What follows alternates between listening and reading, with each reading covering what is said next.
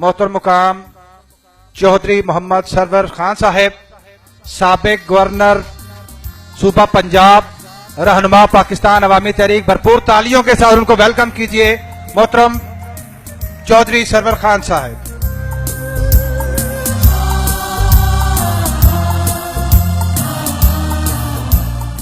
बिस्मिल्लाहिर्रहमानिर्रहीम।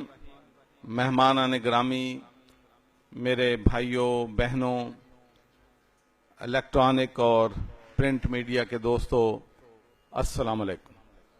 सबसे पहले तो मैं पाकिस्तान अवामी तहरीक के तमाम कायदीन को मुबारकबाद देता हूं कि उन्होंने आज प्रोफेसर डॉक्टर ताहिरुल कादरी के यौम पैदाइश पे अमन कॉन्फ्रेंस मुनक़िद करने का फैसला किया, और मैं अपनी तरफ से भी और अपनी पार्टी की तरफ से भी सालगिरह पे ताहिरुल कादरी साहब को, उनके अहले खाना को मुबारकबाद पेश करता हूं, और अल्लाह ताला से दुआ गो हूं कि अल्लाह ताला उनको सेहत दे, लंबी उम्र दे, ताकि जिस तरह वो मुसलमानों की, इस्लाम की सियासत में जो काम कर रहे हैं उस नेक काम को जारी रख सकें।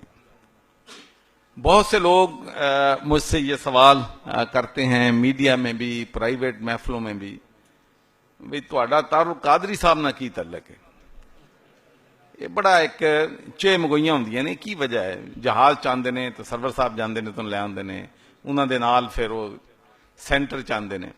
तो वो मेरा ख्याल है कि अज एक मिनट वास्ते वो जड़ा साडा रिश्ता हैगा वो मैं वादे कर देवां, ताकि मीडिया के लोग रोज रोज मैनू सवाल ना करन।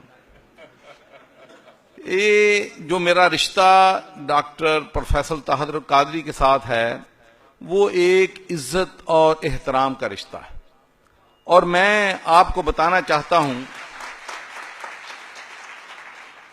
कि जब 9/11 हुआ था और उसके बाद 7/7 हुआ था, तो पूरे यूरोप में, अमेरिका में, बरतानिया में हमारी मुस्लिम कम्युनिटी के लोग अंडर सीज थे। मस्जिदों पे हमले होते थे, हमारी वहां पर जो भाइयों की दुकानें हैं, रेस्टोरेंट्स हैं, बिजनेसेस हैं, उनका बाइकआउट होने की बातें होती थी। इस्लाम के बारे में लोगों के दिलों में बहुत कदूरतें थी, नफरतें थी, मिसपरसेप्शन थी।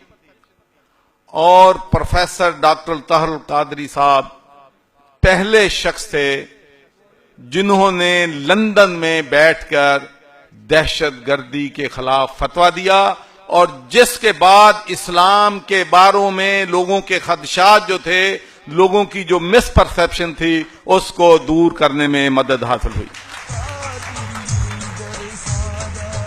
और दूसरा मैं ये कहना चाहता हूं कि बहुत से मेरे अपने सिटी ग्लासगो में एक अदारा चल रहा है मिनहाजुल कुरान के नाम पे, जिसमें हमारा फ्यूचर जनरेशन जो है, हमारे बच्चे जो हैं, बच्चियां जो हैं, उनको दीनी तालीम दी जाती है, उनको मॉरल्स बताए जाते हैं, उनको इस्लाम के बारे में बताया जाता है। और माशाल्लाह पाकिस्तान मिनहाजुल कुरान जो है न सिर्फ अपने मुल्क में मुसलमानों की खिदमत कर रहा है, बल्कि ये अदारा दुनिया के तमाम, न सिर्फ पाकिस्तानी बल्कि मुसलमानों की खिदमत कर रहा है। उस तो बाद चूंकि असदुल्ला भुट्टो साहब भी ने जमात इस्लामी के बारे च उन्होंने बारे भी कुछ कहते हैं कि मेरा तल्लक उन्होंने भी बड़ा अच्छा है। वो भी मैं कहना चाहना है कि जमात इस्लामी के भी जितने अदारे हैं यूरोप में, वो हमारे बच्चों के लिए, हमारे बच्चों के मुस्तकबिल के लिए, उनकी ट्रेनिंग के लिए अहम किरदार जो हैं वो अदा कर रहे हैं।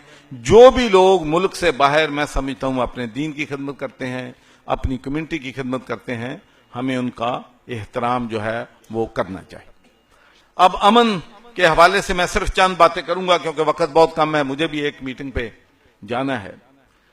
मेरा ये पैशनेट बिलीफ है कि इंसाफ के बगैर दुनिया में अमन कायम नहीं हो सकता। ताकत के जोर पर आप अमन कायम नहीं कर सकते। यूनाइटेड नेशंस में यूनाइटेड स्टेट्स ऑफ अमेरिका, बरतानिया, उनसे बड़े ताकतवर मुल्क कोई नहीं। पूरी दुनिया से अमेरिका अकेले जो है वो जंग लड़ सकता है। लेकिन मैं समझता हूं कि उनकी नाइंसाफियों की वजह से, उनके गलत पॉलिसियों की वजह से आज दुनिया में ये दहशतगर्दी जो है आम हुई। जब 9/11 हुआ था तो उसके बाद इमरजेंसी हमारी पार्लियामेंट को कॉल किया गया था और मैं वहां पर मेंबर ऑफ पार्लियामेंट था। तो सारे मेंबर्स ऑफ पार्लियामेंट देख रहे थे कि मैं चूंकि ओनली मुस्लिम था पार्लियामेंट में उस वक्त, कि मैं क्या कहता हूं, मैं क्या दहशतगर्दों को कंडेम करूंगा, मुसलमानों के बारे में क्या कहूंगा। तो मैंने अपनी जो तकरीर शुरू की तो उसके इब्तदाई लम्हात में मैंने ये कहा कि मैं दहशतगर्दी की मजम्मत करता हूं, और जब मैं कहता हूं मैं करता हूं तो बरतानिया के 2 मिलियन मुसलमान दहशतगर्दी की मजम्मत करते हैं, दुनिया के तमाम मुसलमान इस दहशतगर्दी की मजम्मत करते हैं, और हम इस मुश्किल वक्त में यूनाइटेड स्टेट्स ऑफ अमेरिका के अवाम के साथ हैं। लेकिन उसके साथ साथ ही मैंने चंद वो बातें कही जो मुझसे एक्सपेक्ट नहीं करते थे। मैंने उनसे कहा कि हमें अपने कॉन्शियस को भी डोलना चाहिए कि आखिर यहां तक नौबत क्यों पहुंची है।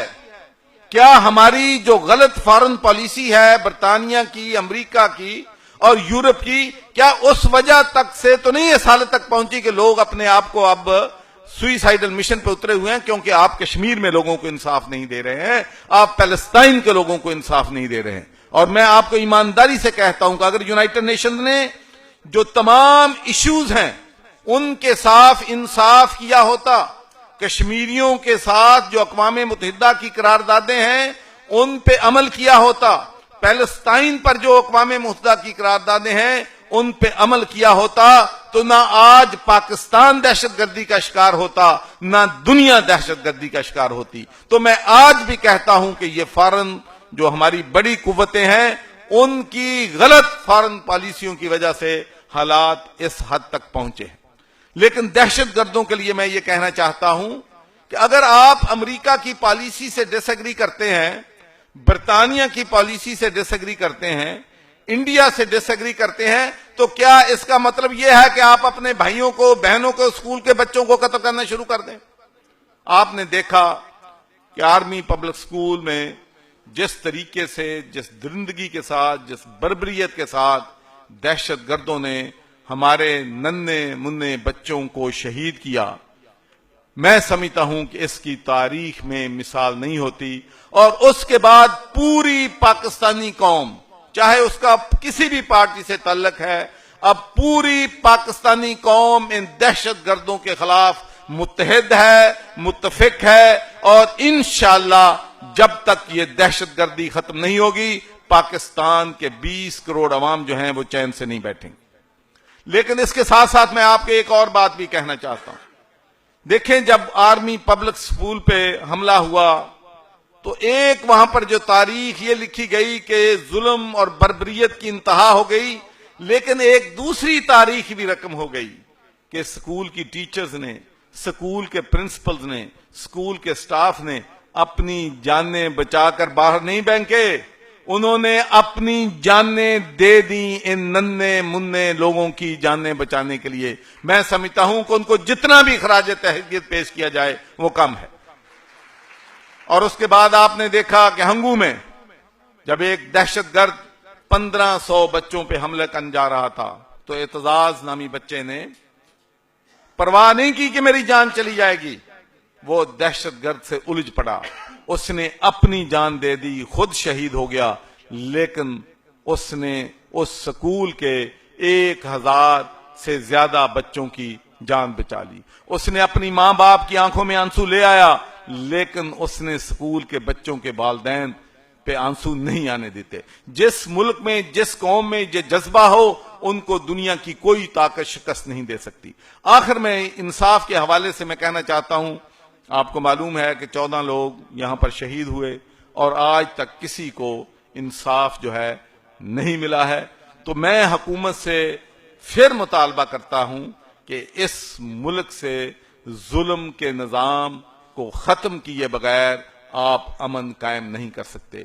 तो एक तो दहशतगर्दी जो असले के जोर पे हो रही है उसको हमने खत्म करना है, और दूसरा जैसे कि पहले मुकर्ररीन ने कहा है कि ये मुआशी दहशतगर्दी जो है उसको भी हमने खत्म करना है। वो मुल्क जिसमें गरीबों को 2 वक्त की रोटी नहीं मिलती, वो मुल्क जिसमें बच्चे बीमार हो जाएं तो उनको दवाइयां लेने के लिए वैद्यदान के पास पैसे नहीं होते, अस्पतालों में जाते हैं तो वहां बेड्स नहीं है, ऑपरेशन लोगों नहीं हो रहे, वो मुल्क जिसमें 11 लाख लोग गंदा पानी पीने की वजह से मौत का शिकार हो जाएं, जिसमें बेरोजगारी हो, जिसमें गुर्बत हो, और उस मुल्क के सरमायादारों का, उस मुल्क के सियासतदानों का, उस मुल्क के ब्यूरोक्रेट्स का अगर $200 बिलियन से ज्यादा सरमाया स्विट्जरलैंड और यूरोप की बैंकों में पड़ा हो, तो मैं समझता हूं कि यह बड़े शर्म की बात है। एक तरफ तो हमारे लोग इस मुल्क की बका के लिए, इस मुल्क के फ्यूचर के लिए, हमारे बच्चों के मुस्तकबिल के लिए अपनी जानी कुर्बानियां दे रहे हैं, और दूसरी तरफ ये मुआशी दहशतगर्द इस मुल्क को लूट कर इस मुल्क का सरमाया दुनिया के बाहर के मुल्कों में भेज रहे हैं। अब 20 करोड़ अवाम को इनके खिलाफ इकट्ठा होना पड़ेगा, और इंशाअल्लाह जब हम इस मुल्क में इकट्ठे हो जाएंगे तो हम इस मुल्क में कानून की हुक्मरानी ले आएंगे, इंसाफ की बालादस्ती इंशाअल्लाह इस मुल्क में कायम करेंगे। बहुत बहुत शुक्रिया। पाकिस्तान जिंदाबाद।